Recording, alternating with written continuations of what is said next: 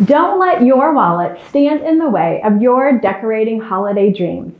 Hi, I'm Gina Walton with the Walton Home team of Keller Williams, and here's some DIY tips to help you make your home extra festive without breaking the bank.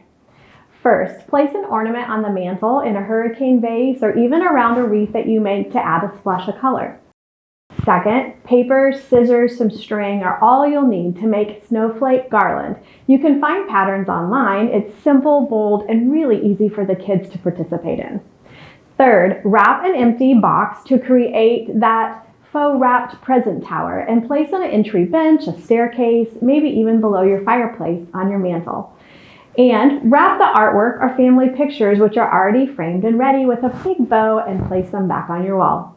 Now, to put those holiday photo cards to work, you can also use them as ornaments on your tree. Just use a fun colored clothespin to clip them right on the branches or simply hang them around your doorway. When in doubt, go with lights and greenery on the mantle, the banister, or even above the kitchen cabinets. The possibilities are endless and the price is oh so right. Do you have a high impact, low cost holiday decoration that you adore? Please drop them in the comments below. Happy holidays, Kansas City!